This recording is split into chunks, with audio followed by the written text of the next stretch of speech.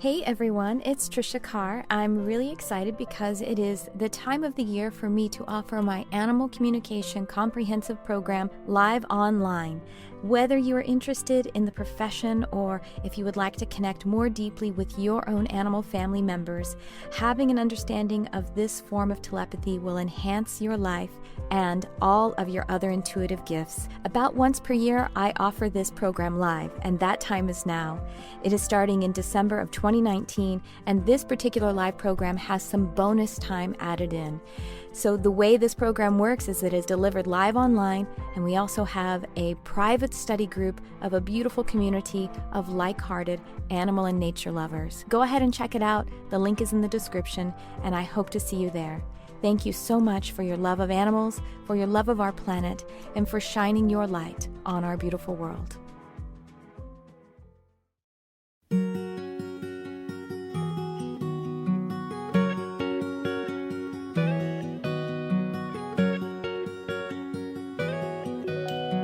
Welcome to Charmed Life, a multimedia podcast discussing spirituality, magic, and the unconditional love of the universe. Thanks for tuning in. And I am your host, Tricia Carr. Welcome to this episode. This is going to be an amazing episode. I mean, they all are, but I have a very special guest, one of my most favorite people in the world. She is a transdimensional shift facilitator and archetypal specialist. She's been on the show a couple of times. She's just my sister. Her name is Lauren Antuofermo. Welcome to the show, Lauren. Hi, Tricia. I'm glad to be back. I'm glad to be here. Me too. Lauren and I have a really dynamic kind of connected relationship. Sometimes we go for like Pisces thing. It's a Pisces thing, right? I think it's a Pisces thing. So Lauren, when I said archetypal specialist, she is an Akashik Records specialist. She is an astrologer, an archetypal astrologer, and she's a Pisces. We're both Pisces. And you're a Pisces moon, right? You're double? Or was it? I'm Pisces rising, Pisces sun, and Aquarius moon. Oh, I love it. My husband's an Aquarius sun. So we will go like a couple of weeks sometimes, or a little bit longer, and like we won't be talking or anything. But then we'll like kind of say one little thing. We'll be like, oh hey, I just wanted to share this thing, and then it was like, oh my God, are you in my head? That's exactly what I'm working on right now. I know. And we go through like the same things and we get to like very similar messages. And when we share it, like it just makes us go, whoa, it just like integrates even more. So I love it when we come together and we share that. Well, we both, the other thing. Recently, when you were talking about human design. Human design. Yeah, human design. I was like, yeah, I've been reading about it. I almost like, and you brought it up. I'm like, of course we're, of course we're studying about the same thing. It's crazy. It's so crazy though, like that synchronicity, because there are, I don't know, countless modalities, and human design has been around much longer than you and I have been doing this. And so then we both just kind of happen to start tapping into it at the same time. It's weird. Well, here's the other thing that we have in common is that we both are Archangel Ariel girls. The head of our spirit team is Archangel Ariel, and we both kind of came, and the way we each individually, before we even knew each other, discovered that was similar, right? Like I remember, like when I first asked, like, oh, what's the name of my guardian angel? And I heard Ariel, which I thought was the name of the Little Mermaid at first. I didn't even know that was the name of an archangel. But then when I found out it was an archangel, I rejected it because I was like, no, I'm not important enough to connect with an archangel. And you had a similar, right? Isn't that how, something like that? Very similar. I mean, I made the connection with the Little Mermaid, but for some reason it came through. I'm like, oh, this must be like a little girl. Like I was still very new, and I was like, okay, Ariel. It must be like, I felt like female. I'm like, all right, and it felt like to me, what's funny, it felt like fairy-ish or like a young person. Yeah. With wisdom, and then later on, when I found out it was an archangel, I was like, oh. Okay, now I get it. Well, but you probably did receive. It was strange, like archangels. What? You may have actually kind of, the one who was communicating the connection was probably fairy-like. And I also remember part of your story. You were like, wait, Ariel, is said to, oversee animals and nature. And you're like, and I love animals. And Dee Dee's in the background there, her doggy Dee Dee, if you're watching the video. You're like, but I'm not like an, animal healer. Like that's not my main thing.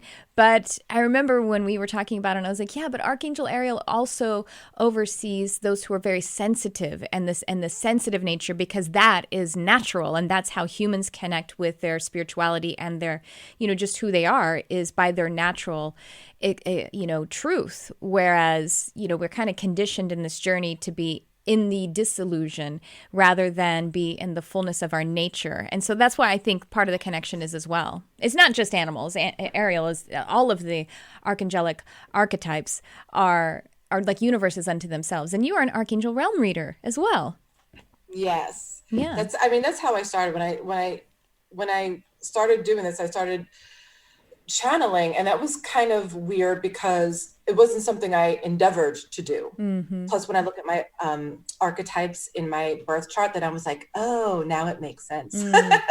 But when I first started, I was like, what is this? I was a little freaked out. But then I started working with archangels. And so anytime that I would work from the archangelic realm, I knew that I was safe and feeling good and connected. But when Archangel Ariel came through, I was like, well, that's, you're kind of very naive when you first open up. You think like limited. So you're right. It was like, no, this is about Earth. And I have like no Earth in my chart. I have no Earth anywhere. I don't connect with animals and stuff.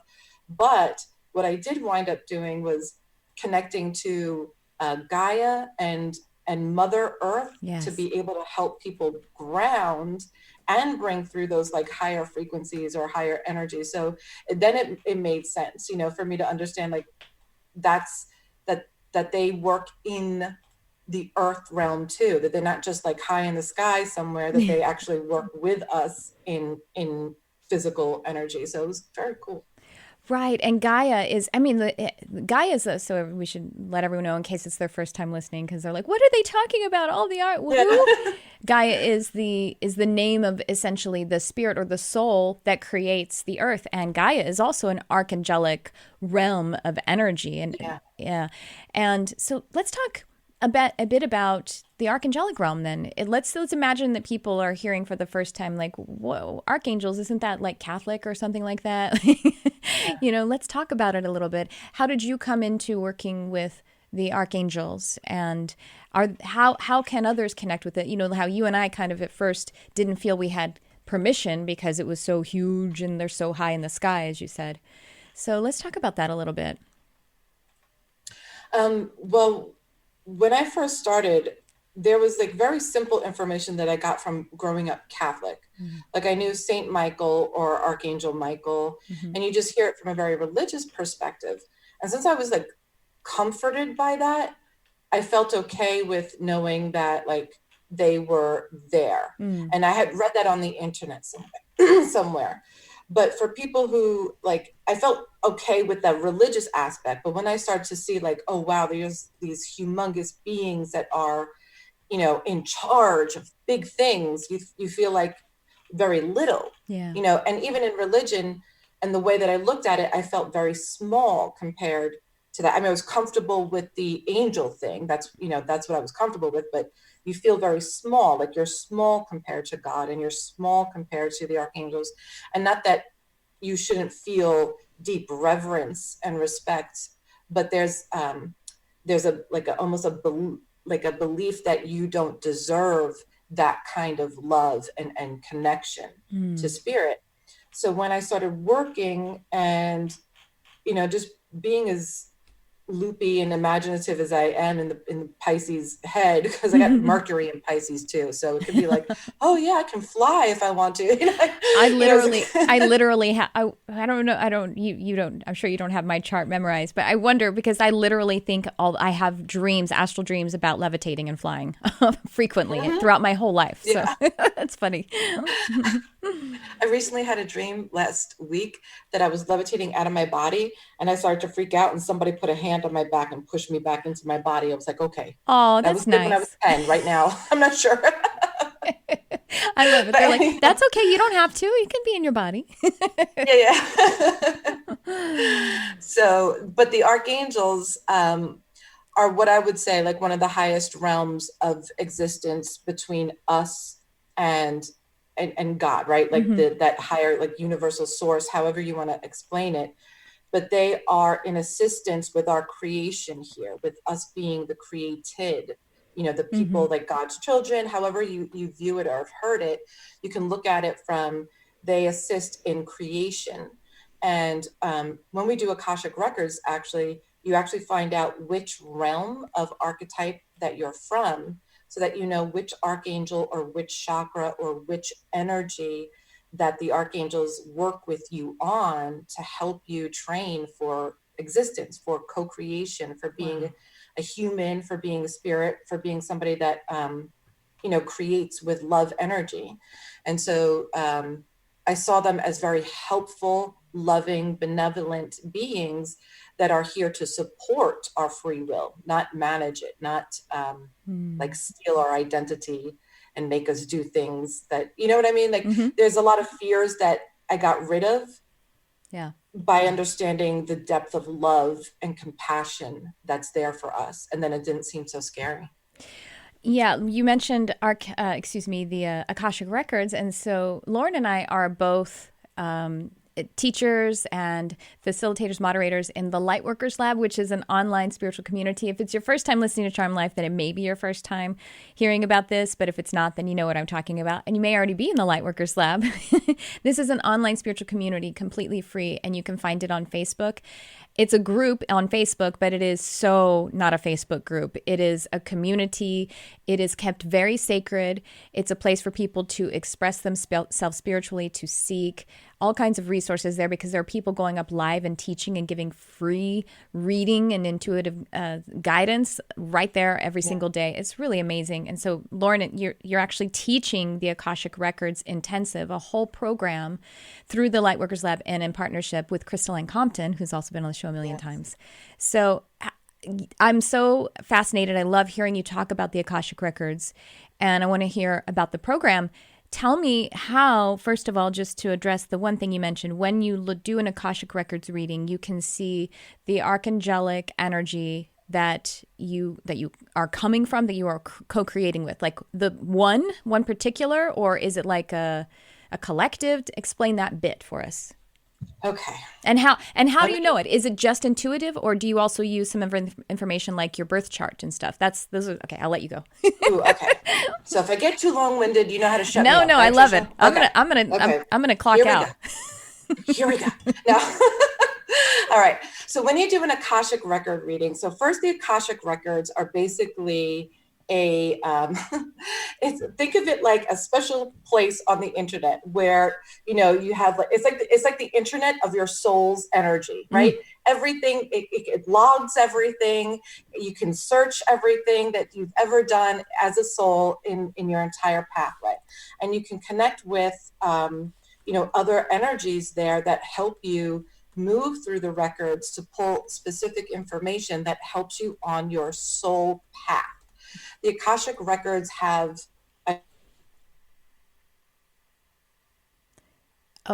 her feed cut out. Things that you could pull from, but in the Akashic record course... Hold on, Lauren, 1 second. You just cut out for a second.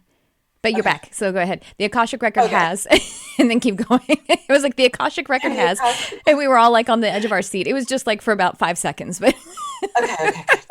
So in an Akashic records reading and in course, you're actually going to see how your soul path in this lifetime gets adjusted and seen with more love and more light. The reason is because when you go to your soul's energy and your archetypes, you see what specific types of energy you bring through. So when we spoke about the archangelic realms, some people might actually call them rays of light. You see where your spark of the divine, where the spark of your soul originated, and where you first got your training from. So not everybody gets like the same training, because some people will have training in the seventh realm, which is the crown chakra, some in the third chakra. You actually train to be able to bring these creator energies to whatever you manifest as a soul. So, for example, if you have the 12th ray, you come here as a divine energy to bring the divine truth in a very spiritual but unjudgmental, unhinged way. Like there's no limit to your expression of the divine. There's no fear there at all. You don't bring any belief system with it. You're completely clear, right? And you have this as a gift. So you might come to the earth and move in different ways to bring that type of attitude or that type of energy to places that need that kind of deep compassion, openness to the divine, right? If you have a I have a sacral question. chakra. Sorry, I have a question about. No, that's okay. So with that 12 now, because do we open up? I think that this is a part of understanding your records. We open up these different. Maybe like if the 12th ray is something that you start working with it at a different time in your life, or are we talking about a whole lifetime of a particular ray that you're working with predominantly? Does that make sense? Predominantly. So we're talking. Okay. Most people have one. Okay, that's their main thing. People, especially doing this work, might have two. Okay, got it. They might have done a whole series of energy and manifestation through one chakra, and they're training in another one. So your soul gets very, very busy. But it's like an archetype. You bring from the very creation that you were gifted with at first, and you bring it all the way down to our little human experience. Mm-hmm. So somebody with that kind of energy might go to shelters and bring the divine to people who feel like they have no path. Mm-hmm. Or they might be a teacher, or they might be like a server, like whatever it is, they bring that intention with them, and it manifests in different roles in different ways in your life. But always that's one of your divine gifts. You know, we don't have like every gift. We couldn't handle all that, right? Right. We bring through the unique part of this is that everyone has a unique celebration of all of these core identities, and it gets expressed in the physical realm in very unique patterns and unique ways, so that we can all co-create. If we all had everything, then there would be no, co-creation. Right. So what you bring to me and I bring to you allows us to expand in something new and learn even more. You also learn to get what's called your soul training, what you do next as a soul. Some people are like guides for past life reviews. Some people do energy work with plants as a soul. They learn how to work energy for the physical realm. So there's so many different kinds of jobs that you do as a soul. So somebody with that archetype would come through and maybe be a botanist, or maybe love to have plants in her house, and that's how she keeps the peace around people. Or some kind of homeopathic, like holistic healer. Or I had a woman on the show who who makes CBD and has like this special strains of the hemp and marijuana, I think, but I can't remember which is which, but of those plants, and she like speaks to them, she cultivates them, she connects to. She says it is a she, and she talks to them. That was a really great episode if you guys want to go back and listen to it. But very much in that healing plant energy. Or I had also had another woman on who did flower essences, and she would do that too. She would cultivate them and speak to them and speak over them, and like the way that actually our friend Crystalline Compton does with these crystals that she sells or makes available to us. So so what about that? If someone were to have a special kind of energy with crystals or minerals and that kind of spiritual technology, would that come from maybe the same ray, or might it be another one? Just curious if that makes sense. It could be different ones, but how you work with them would fit your archetype. Yeah. So somebody with the crystal energy, she might work in the higher chakra system, but she's also a very grounded person. She works in the earth energy with them. Right. So she might have a root chakra training too. She might work in a realm that has, so she can use earth energy to imbibe these crystals with. So there's so many various things, but the cool part of it is that you understand that your soul purpose is almost always being served. You bring that identity with you as a person. So when you know that your soul is already offering you energy to live out your purpose, you can't miss out. You can't get it wrong. You're just going to apply it in different ways. And when you know it and when you understand it, you do with what you have. And when you create more from that, you expand your soul light even bigger. So that's the cool part about the Akashic Records, is that they can show you these things and draw more of that soul light into your physical reality, so that you serve more on that path, and that you kind of release some of the fears of expressing that divine self. Because you then know it as truth, and therefore you can relax into it. You can surrender. You can both surrender and take responsibility and say, yes, this is how I move forward. So you can do both. So first of all, you are teaching the program. You guys need to check in the description because there is a link for the Akashic Record Intensive that Lauren is teaching with Crystalline Compton. And it starts in about a couple of weeks? Yeah, about a couple of weeks from the time November that you 18th, listen. yep. Mm-hmm. November 18th of 2019. And if you're listening like in 2020 or something like that, go check the link anyway, because it may be being offered again, and there are other programs on the Lightworkers Lab that both Crystal, Lauren, all three of us, Crystal, Lauren, and I are teaching together and individually. And so that's one way with your program. You can learn about your own archetype, and then your program is also helping people to be able to be facilitators to actually help others understand and read their Akashic Records. So would someone want to get a reading today first before they do your program, or just go ahead and do your program, and that's the best way to start to understand some of this stuff? They could do both. A lot of people have actually booked readings with me, just so they can understand their own first and then do the course. Yeah. And some people have studied the Akashic Records in a different way, and they're using this course as like a supplement to add to what they already, know and understand, and just to, get more information and maybe learn different things than they were taught already. So this is really about like what you want to do with the Akash.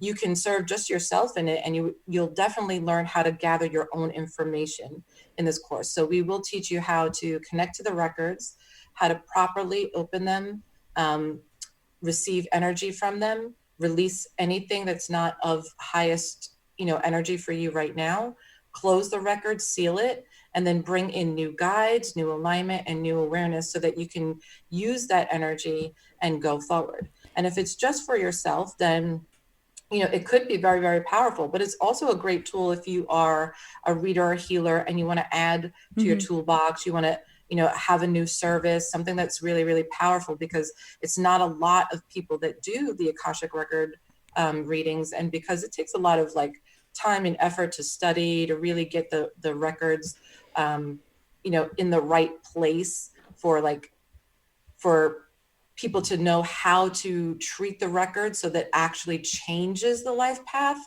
is unique. So that's how we are going to teach it. So you can understand how to gather the information, but also how to transmute and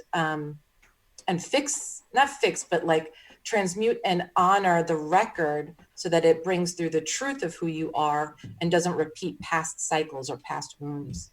If someone were to get a reading with you and then get a reading with someone else, and even if let's say they're using the same system, or actually, I don't know whether they're using the same system as you or not, might they get two different kinds of perspectives? So like this one particular reading said, I'm working with the 12th ray, and this other reading said, I'm working with the 3rd ray.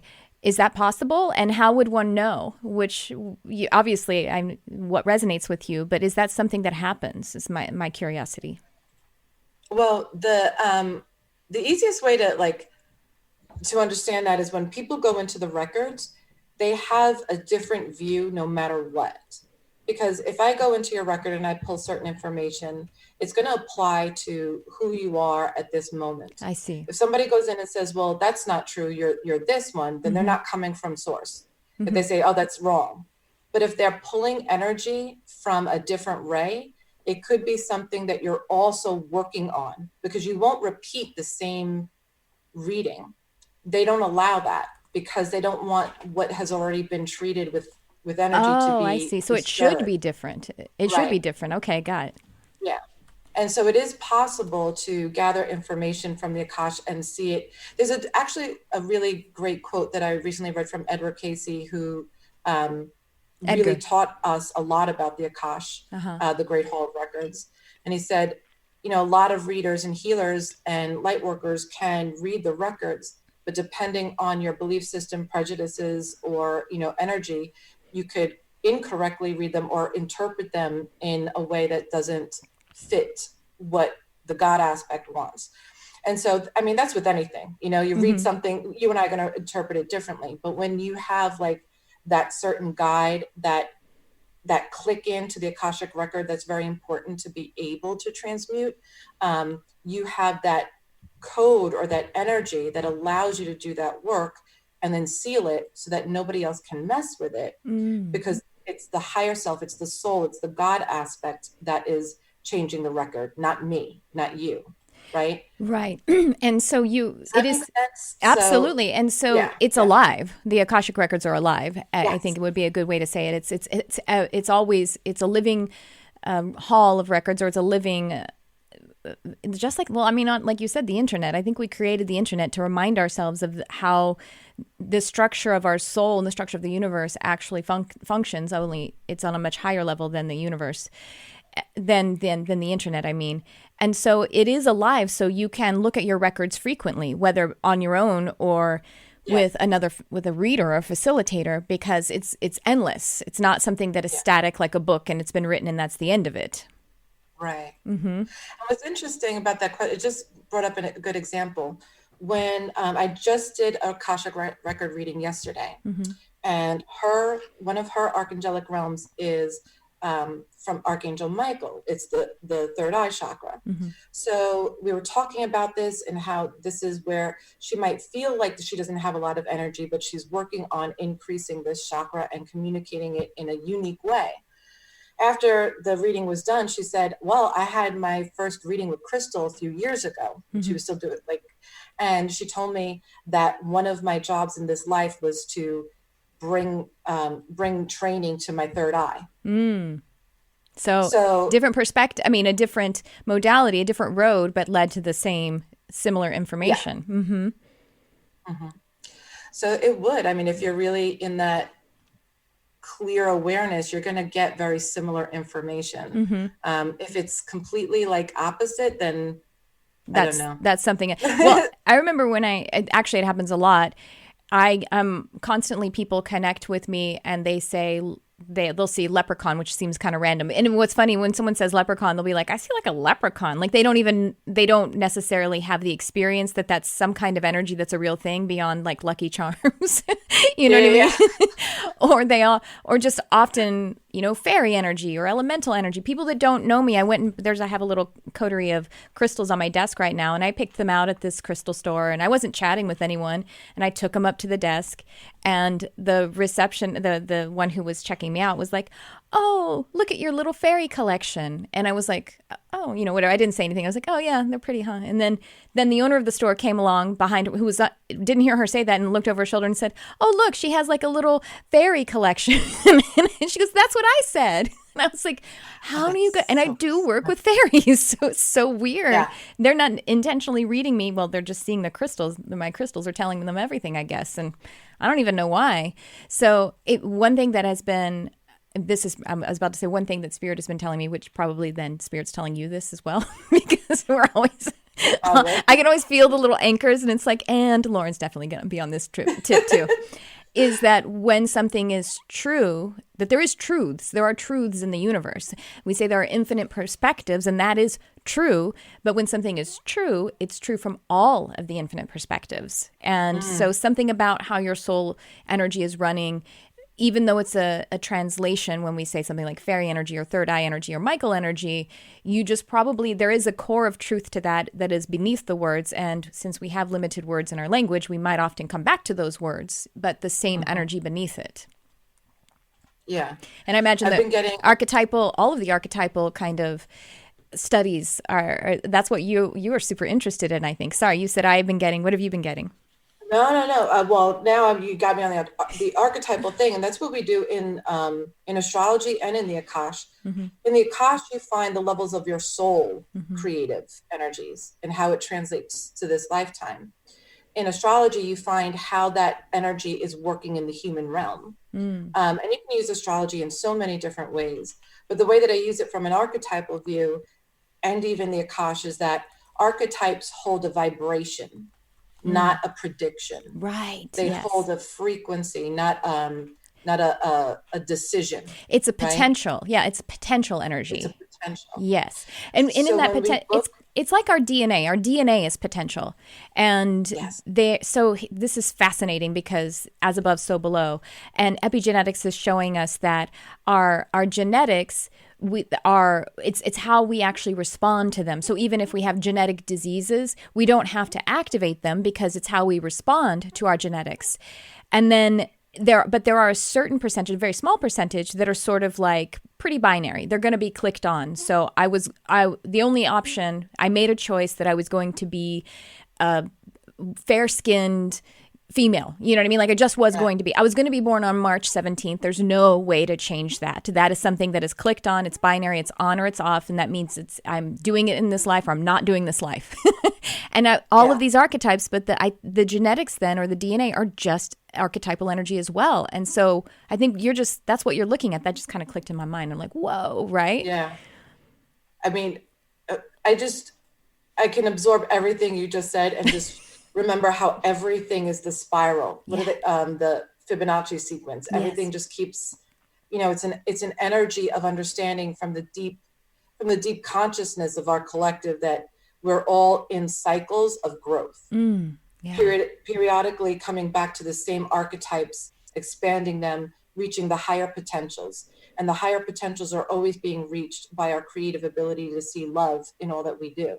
So that's why love is so important when you're connecting to spirit, because when you're connecting to spirit, you're opening up the door to use the higher potentials of this reality, which may mean that you have to discover how to use that through some challenges, and the archetypes themselves bring their own challenges with them. They're not like just easy flow, but they also give you perspective in a situation that somebody else may have a complete different aspect of the same situation. And what that does is call for co-creative energy to either provide more awareness of love or more awareness of what is needed to provide love. And when we understand that, we become the higher frequencies of co-creation, even in the face of challenge, even in the face of dissent, even in the face of fear. So when you use archetypes, you're actually using the human potential rather than the human description. And so many personality coded energies. There's so many different, archetypes of astrology, of human design, all these different ways of holding the human in certain patterns, but also understanding throughout those patterns, there is a potential for a higher purpose and a higher reality, which is always cyclical. So even if somebody's in a lower cycle, eventually they get to, a bigger cycle and a more expanded cycle. So when we talk about archetypes in astrology, we see the potential in the human form. When we talk about them from the soul identity, you're seeing a bigger co-creative at a level that we can't really hold on to in this dimension, but understand as a flow into this dimension, right? So we may not know how it all works there, but we understand that it flows into us as the divine. And so whether you're working with archetypes or personality descriptions, a description might warn you of a negative personality type, but an archetype shows you the potential of that characteristic or that description. Wow, that's amazing. And that's what the archangelic energies are as well. I mean, arc means the stamp. It means essentially it's kind of like the demarcation that gives you it's like a portal into an energy. And so Ooh, I love that. Yeah, and so that's what the archangels are as well. They are endless potential and of the structure of existence and creation and co-creation and infinite and eternal creation. And so there's no surprise that you actually started with the archangelic energies and working in that. that energy, and now you're finding these other archetypal ways that humans can connect with it. So you said that astrology is like the archetypal energy to help us to work with the earth in the human form, essentially, right? Well, because it's actually formed like consciousness, right? Consciousness expressed in this realm. Expressed as physical. The divine it's basically the Christ energy, because the divine, that's what Christ energy is the divine becoming physical, becoming human, or becoming physical in some sense. Yeah. And that's what the planets are that give us the archetypal energies. The planets are Christ consciousnesses because they are divine expressed physically, right? Yes. There's a really neat thing that I've been connecting to recently. If you take the archetypal astrology course, well, hold on. There's an archetypal astrology course that I'm coming out with too in a few days actually, but in the Akashik Records, you're going to find that I'm going to give you the foundation of each of the 12 zodiacs so that you understand Christ consciousness through the sun sign. The sun sign is basically relative to how you perform your purpose or your energy in this world. It relates to the solar plexus, the sun, where that sun comes into heart. It is the Christ consciousness. You're the divine self, because the ego kind of can fall back into fear, pain, anxiety, worry, or even in lack of consciousness. When there's no heart connected to the sun, then the sun depletes rather than expands. But when you have your sun sign connected to you and you understand that the quality of light that you expand in is relative to the high heart, the heart that, Christ had that exposes clarity, compassion, love, all those things relative to the divine self. He says, I am the light, I am the way, I am the truth. That exposes his like archetype, which was basically the light of God incarnated.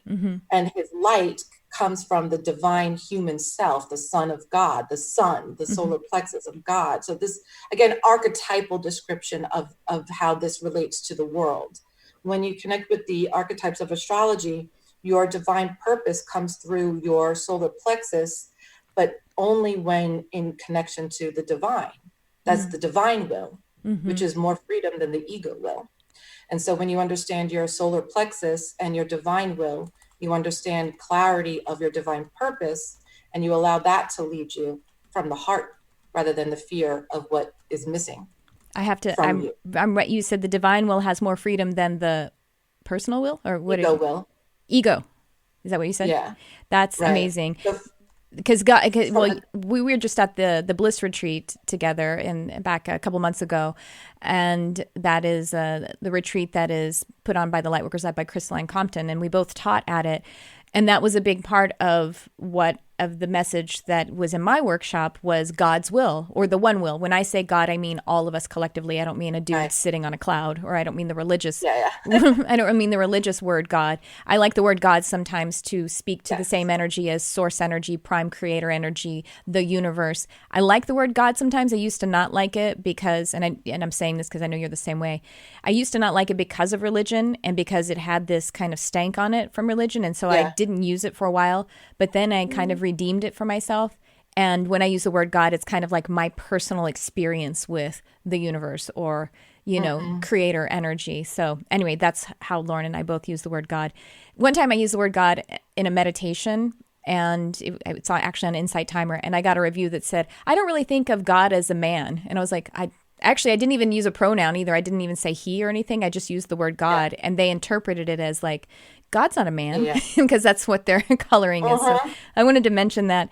But God's will, or the one will, for me, I also come through that because of the nature aspect of being a teacher of nature and spirit, and that spirit is natural, and it is natural to be your spiritual self, and the way we enter that is through our true nature. and how nature actually is one will. An ecosystem is working together so that every component is nourished and expressed because that serves everything. And so we can see in nature, like this isn't just woo-woo stuff that Lauren and I are tripping on.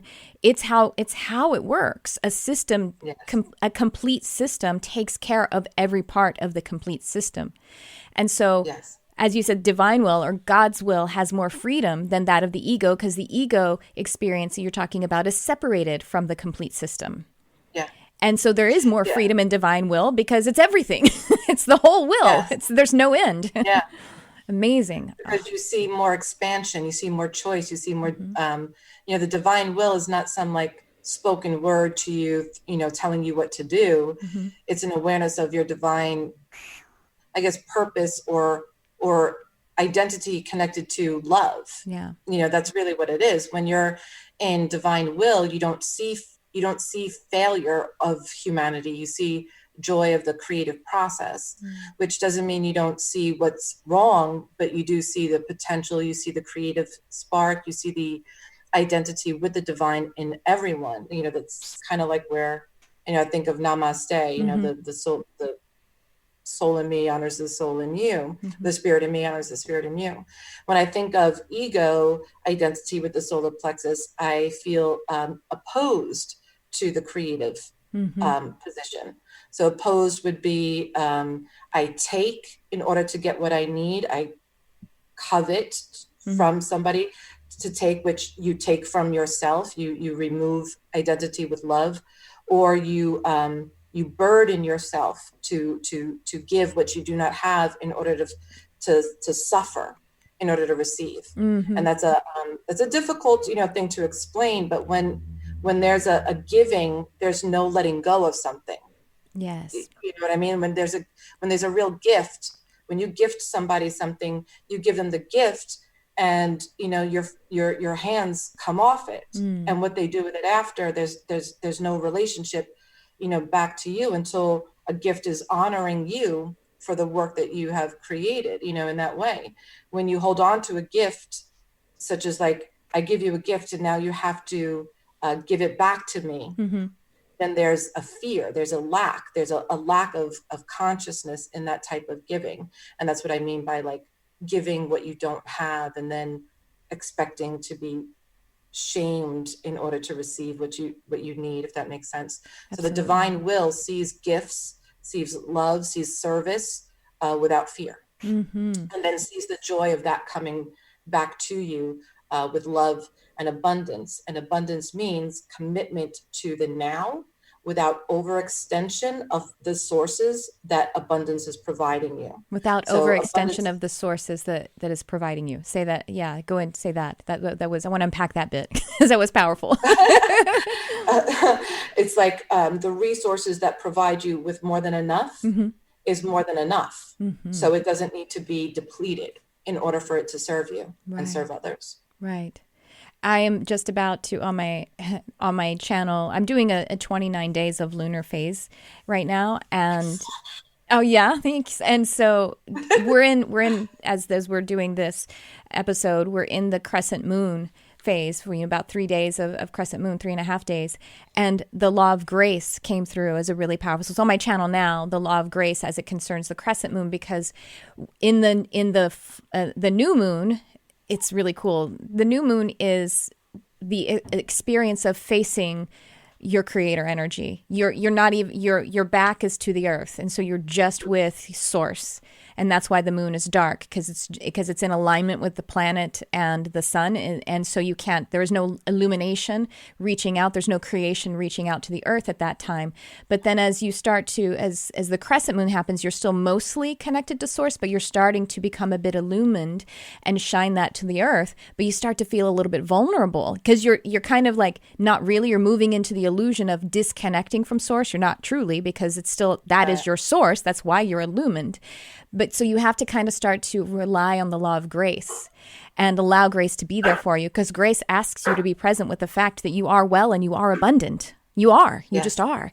Lest you be looking at, well, what if my relationship ends, or what if my bank account runs out? That's not present, because right now is where you are. And unconditionally being present and alive in the experience that is the truth of the now. I had to go off on that, apparently. No, that's so good. And I'm like, I'm making all kinds of crazy faces. I'm like, oh my God, we're on the same page. I know. Because I've been talking about this on the EQ reports that I've been doing. Emotional which is really quotient. about understanding the depth of knowledge of Scorpio now. She does this on Facebook. I have to stop you to interrupt. She does her EQ reports on Facebook. You have to go follow her, find Soulful Transformations, Lauren Antuofermo. EQ reports, emotional quotient reports. So anyway, the moon in Scorpio right now. And you got a Scorpio sun, is that right? So you know about that Scorpio energy. Is that right? Scorpio daughter. Yes. Oh, Scorpio daughter. That's right. No, that's right. Yeah. Anthony is Aries. That's right. Yes. That's right. Yes. Oh my God, I could talk to. Anyway, so sweetest assholes you ever meet. Which one? The Aries are?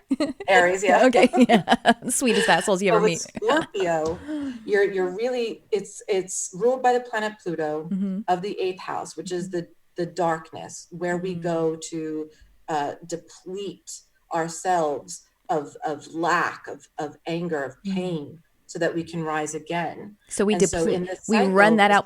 We release it, is what you're saying. We deplete ourselves of those energies. We like squeeze ourselves out of those energies. Yeah. That's what the new moon did then, because we were dark to being, expressing our creation, and it was in Scorpio. Anyway, so yeah, go ahead.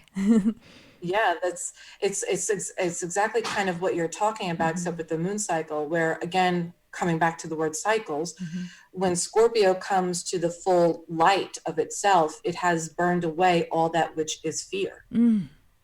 That's why Scorpio is so feels so indebted, feels so deeply indebted to the pain of their cycles, to process it, to burn that which is no longer of the light, so that when they become rebirthed, they see the light of their consciousness. Anything that puts the consciousness in pain or in lack of love will be delivered by the grace of God, so that you can validate what is needed, and then become the creator of what was needed in those dark spaces where there was lack, where there was shadow, because Scorpio rules the shadow, Halloween, think all that stuff. Anything that creates scary shadows on the wall, what are you scared of? You're scared of the shadow, not the thing that creates it, right? Right. So once you get past being afraid of the shadow and you get to the thing that's causing the shadow, you go, oh, I can receive this now with love, and turn the light on, and there's no more shadow. And that's the energy of Scorpio and Pluto. And you know what? And so what we're doing this whole season with Mercury retrograde, and with the moon that started with the new moon in Scorpio, this is the completion cycle of that kind of energy. And you know what's so important about you mentioning that right now, and how this alignment came for you to do the Akashic Records intensive at this time, is because sometimes people, they may be listening to a program like this, they're starting to listen to different or watch different things, but they are still afraid to look into their own truth, because they're afraid they're going to find something that is painful. And it's just not true. When you start to look into, whether it's through some kind of archetypal modality or just in your own meditation and your own inner communion, you're going to just find beauty, and you're going to hold space for it. And anything that is painful, that is showing up as suffering, is there because it's leaving, not because you are creating it at that time. It's actually on its way out. And that's what's, I think, is so powerful about, wow, again, synchronicity, you setting this up when you do. That's amazing. I know. One of the things I keep talking about for the Akashic Record courses, the willingness to receive. Because when somebody comes to me for an Akashic Record reading, I look into their Akash and I see what is necessary for them to receive. And the first part is communicating with the wholeness of who they truly are at this time, so that they can see what is needed. And then once you understand that part, once that clicks, all the rest of the soul energy can come through by clearing that fear, by clearing that lack-based belief, not just by telling you, oh, it's not that scary, don't worry about it, but by telling you what the culmination is, what the light of consciousness wants to give you in place of this fear. And when the light of consciousness comes through, it delivers love, it delivers clarity. It connects with grace. And you can't reserve love until you get better. Grace is what reveals to you the light, right? Like it would be crazy to say, well, until I improve this, until I get rid of this pain, I can't serve, I can't love, I can't be who I am. It causes the backlash constant. You can't move on from that because you're waiting forever for something to be removed that grace is asking you to receive. So whenever I do a healing or an Akashic record healing, and this is what the students are going to learn, that it's grace that creates the record opening and closing. It's not you have this karmic tie and you must release it, you must reject it, you must suffer through this until you learn the lesson. It's grace that completes the cycle and honors the clarity of what comes next. And that's my mantra for everything that I do, but especially in the Akashic records. If you can get that, you can have access to the higher realms of the Akash and do even more spiritual like work in there. It's crazy the amount of information that you can get in the Akash.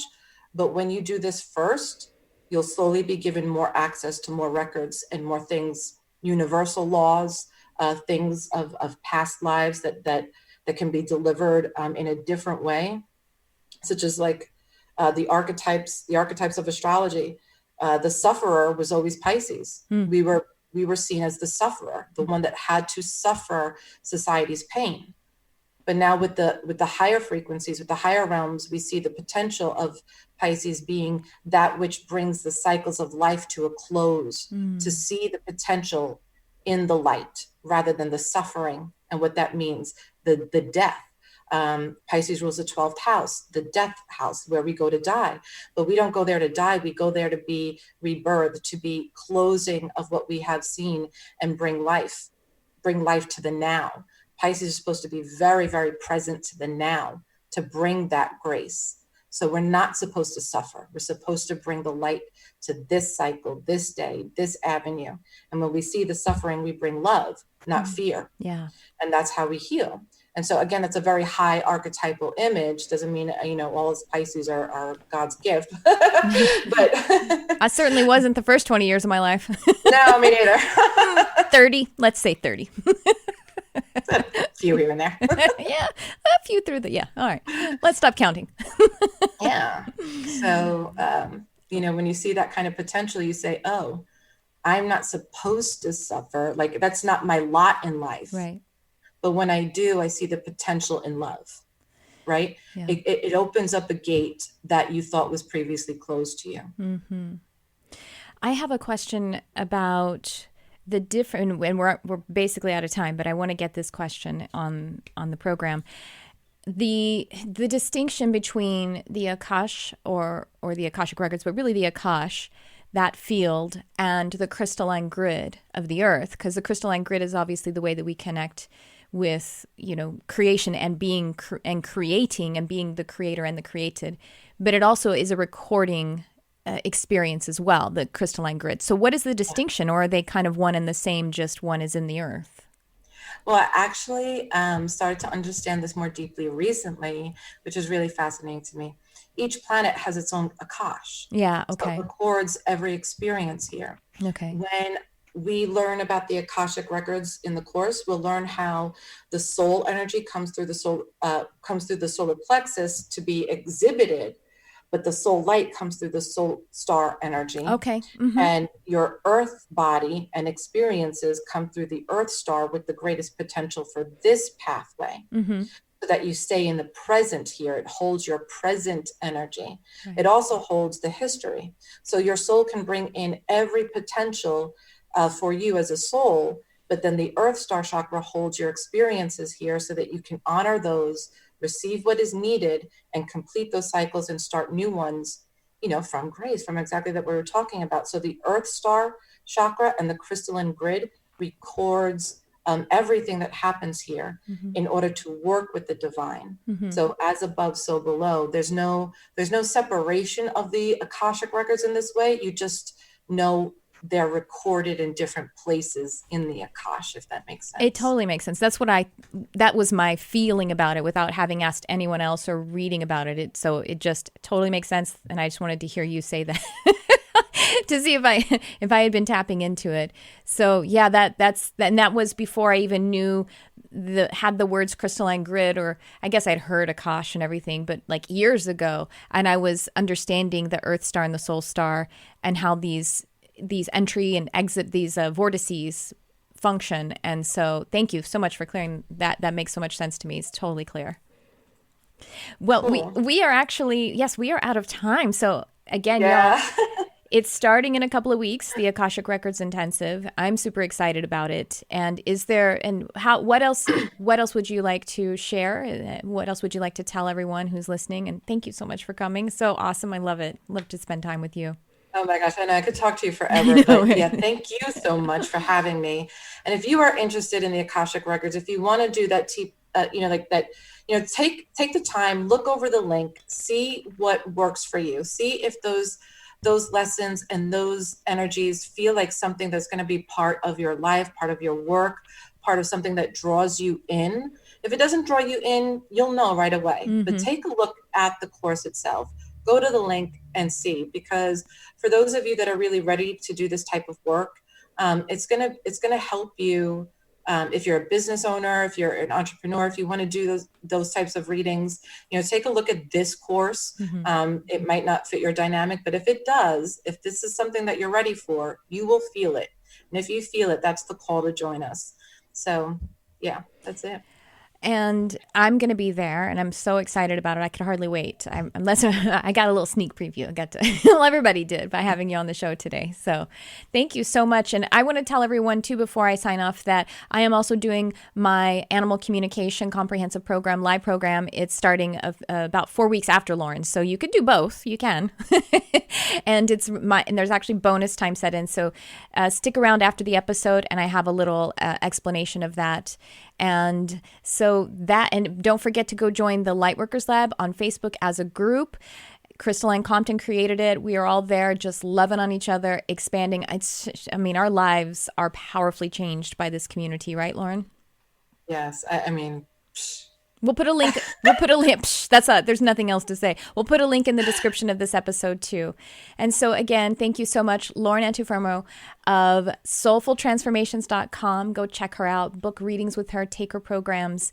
Thank you so much for everything that you do and for being my sister. I love you. Thank you. I love you. And everyone, thank you for tuning into this episode. Thank you for supporting. Like, subscribe, share, comment. Let other people know about it if this is helping you at all. And also let me know what you would like to see. You can comment on the videos on YouTube, or if you're listening on the podcast, you can also leave a review there if you look in your podcast app. But I really do appreciate you contributing your light to this, because it is a co-creative experience. Thanks for tuning in. I love you, whoever you are.